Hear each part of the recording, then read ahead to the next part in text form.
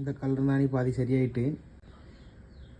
பொக்கு மாதிரி எப்படின்னா நல்லா சாஃப்ட் ஆகிட்டு பொக்கு மாதிரி உரிக்கும் போது ரத்தமும் லைட்டாக வந்துருச்சு. ரொம்ப இல்லை, லைட்டாக கீழே டச்சில் இருந்திருக்கு. ஆனால் உரிக்க அது ஆணி வந்து நல்லா இப்படி சாஃப்ட், இந்த மாதிரி நம்ம கெட்டி விட்றது இப்படி சாஃப்ட் ஆயிரும். சாஃப்ட் ஆனோடனே ஆட்டோமேட்டிக்காக இப்படி பிச்சாலே வந்துடும். அதுமாதிரி இந்த காலில் இருக்குது. இது கொஞ்சம் பெருசாக இருக்குது, அதனால் கொஞ்சம் லேட் ஆகுது. ஆனால் முத இருந்ததை விட இப்போ நல்லா சாஃப்ட் ஆகிட்டு கால். கொஞ்சம் மேலே லூஸாகி இருந்ததை ஃபுல்லாக கொஞ்சம் பிச்சு எடுத்துட்டேன்.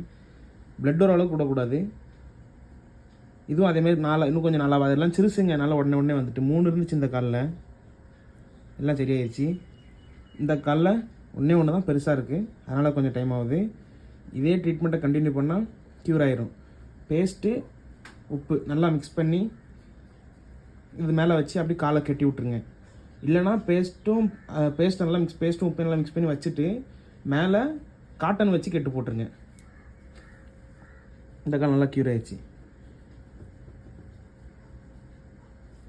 இந்த ஒரு கால் தான் இருந்தாலும் அந்த காலில் ஒரு நாள் கெட்டு போகணும், லைட்டாக சிறுசாக இருக்குது. மற்றபடி கால் ஃபுல்லாக நார்மல் ஆகிட்டு.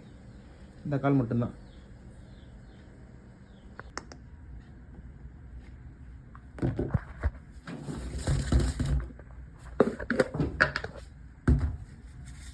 அவ்வளோதான். தோராயமாக பேஸ்ட் வச்சுட்டு கொஞ்சம் உப்பு எடுத்து போட்டுக்கோங்க.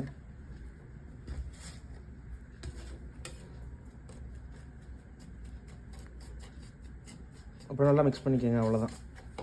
அளவு இவ்வளோன்னு தான் இல்லை, நீங்கள் பேஸ்ட்டு போட்டு நீங்களாம் உங்கள் கணிப்புக்கு ஒரு அளவு எவ்வளோ வருதோ அவ்வளோ எடுத்து போட்டு ஃபுல்லாக பேஸ்ட்டுக்குள்ளே வந்து உப்பு கரையெல்லாம் செய்யாது. ஓரளவு நல்லா மிக்ஸ் பண்ணிட்டீங்கன்னா போதும்.